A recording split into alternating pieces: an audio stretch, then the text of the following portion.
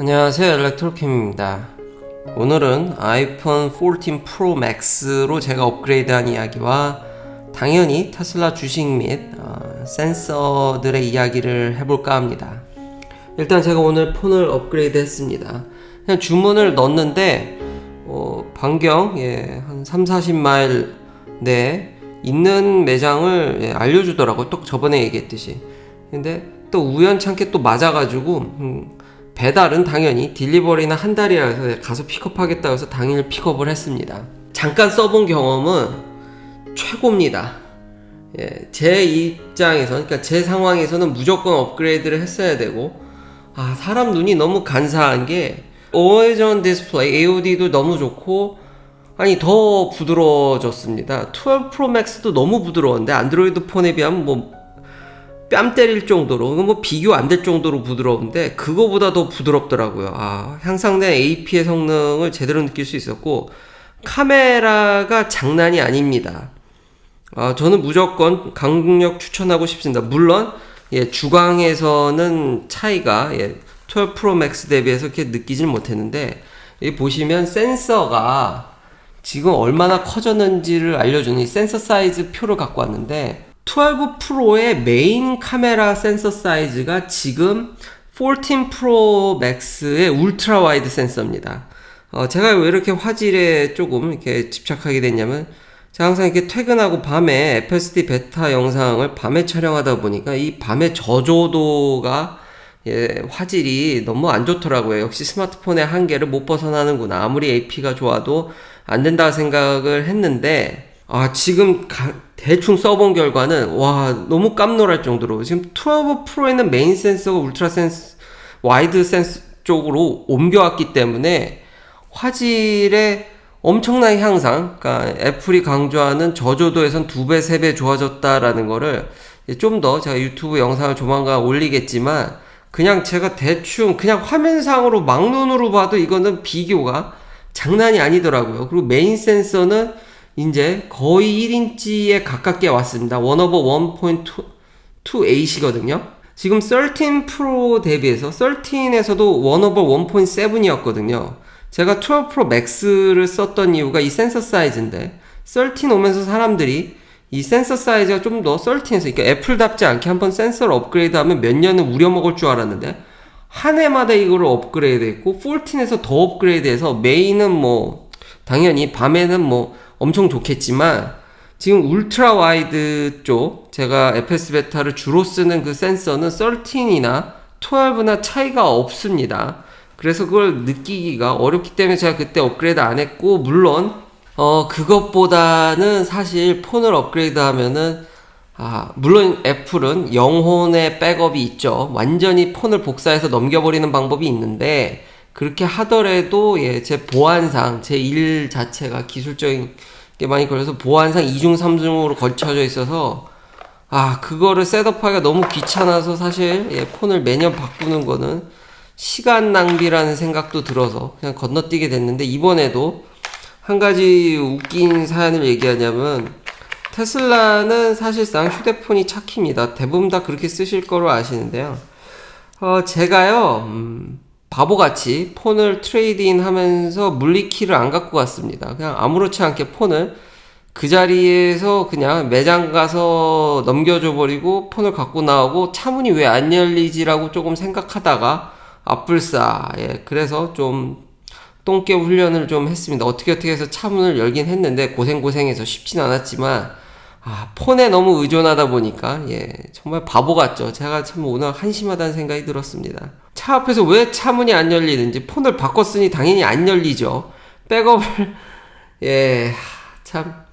그 백업도 하여튼, 그러니까 항상 폰에 너무 의존하시게 되면은 그 습관이라는 게 무서운데, 항상 백업 충실히 매 순간마다 잘 하시고, 이럴 때 꼭 차키를 가져가는 거를 잊지 않으시길, 아니면은 이제 백업 드라이버라든지 다른 분을 대동하는 거를 강력 추천합니다. 다시 본 이야기로 돌아와서 FSD 베타를 울트라 와이드로 촬영할 때 13이나 12나 차이가 없지만, 이번에 사실상 메인 센서만큼 커졌기 때문에 더 노이즈가 적은, 밤에도 좀 깔끔한 영상을 이제 밤에 촬영해도 좀 볼만하지 않을까 기대되고요. 간략하게 써본 결과로는 그 와이프의 이제 안드로이드 쪽이나 비교해봐도 이런 뛰어난 AP 때문에 동영상은 타입 추종을 불허합니다. 예.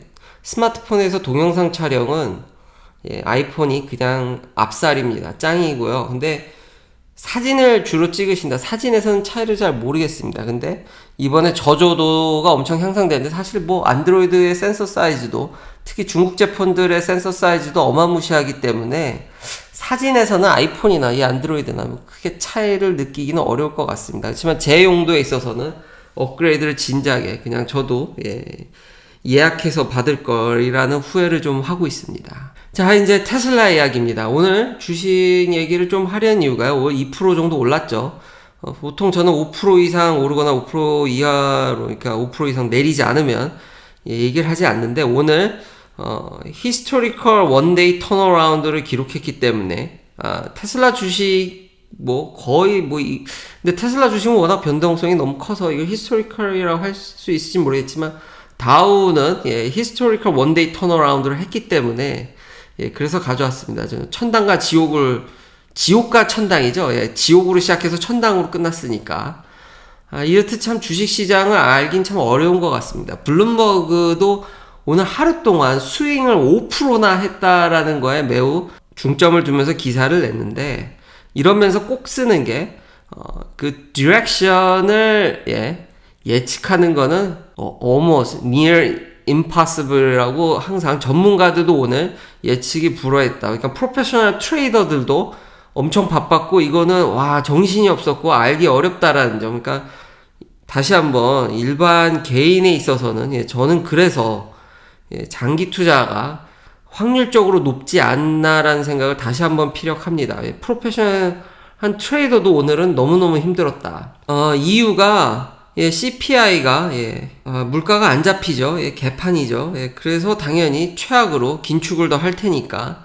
그래서 주시장이 바닥으로 시작했는데 여러 가지 이유들이 많이 나오는데 블룸버그에서 재미난 게 숏 커버링이 있었다라는, 그러니까 하도 내리다 보니까 200일, 이거 차트인데 전 차트를 잘 믿지 않는데 200일 이동 평균에서 이제 내릴 만큼 내렸다라는 거죠.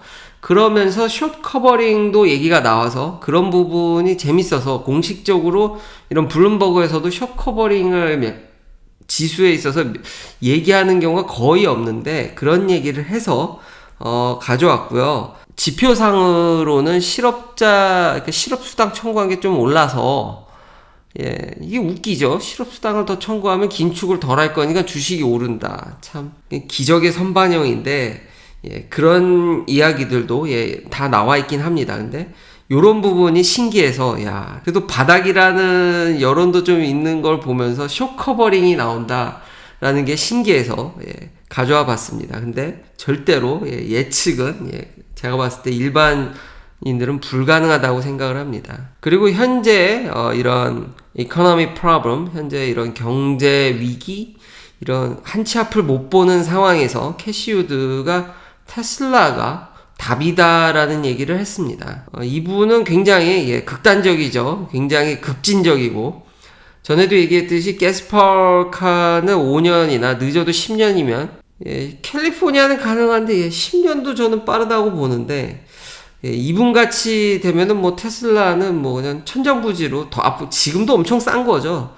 5년 안에 벌써 이렇게 되면 결국 이 캐시우드가 하는 얘기가 뭐냐면, 지금 한치 앞을 못 보고 급변하는 상황에서, 물론 전기차로 가는 변화니까 테슬라가 더 좋긴 하지만 더 나아가서 이런 경제 위기는 대응의 문제입니다. 그러니까 얼만큼 일사불란하게 자기가 변화하면서 이거를 대응해 갈 수 있냐라는 건데, 테슬라 같은 기업이 없죠. 자동차 회사들 중에서 이렇게 소프트웨어적인 마인드로 운영이 돼서 이런 것들을 하나하나 변화무쌍하게 대응되는 회사가 테슬라밖에 없기 때문에 저는 이런 얘기를 한다는 생각이 듭니다. 그리고 한 가지 더 캐시우드가 얘기하는 게, 지금 이제 오버행, 재고가 넘쳐나는데 지금 연말에 만약에 소비자들이 백업하면 이제 연말 시즌, 미국은 연말에 거의 모든 소비가 터지는 구조죠. 휴가도 많고.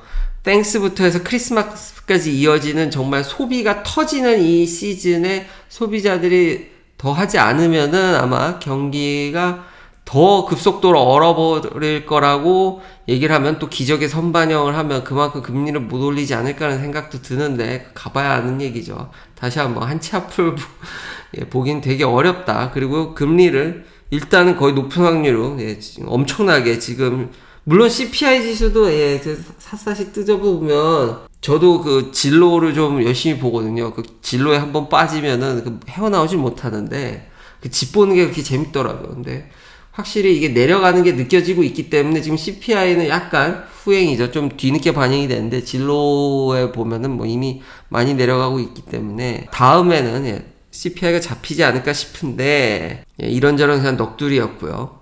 자, 이제 더 본격적인 또 테슬라 재미난 얘기를 해보면 이런 거 보면 참 재밌습니다. 몰랐었는데 유로 엔캡이든 NN캡이든 오스트레일리아 테슬라가 여기다가 치팅을 했다는 의혹을 제기한 해커가 있더라고요. 그러니까 테슬라가 워낙에 이런 소프트웨어적인 기업이죠. 그러니까 소프트웨어로 차를 뭐 5만 군데를 다 통솔 하니까 그러니까 어찌어찌 문도 열긴 했는데 제가 오늘 아주 삽질을 제대로 해서 이런 충돌 실험에 있어서도 왜냐면 그러니까 충돌 테스트하는 차량의 펌웨어가 좀 다르다라는 그러니까 근데 사실은 어쨌든 결론부터 얘기하면 유로 엔캡에 오피셜하게 그런 걸 전혀 발견할 수 없었고 그런 것이 뭐 물리적인 충돌에 영향을 주는 거는 하나도 연관이 있는 걸 못 발견했다라고 얘기는 했지만 계속 조사는 하겠다고 합니다.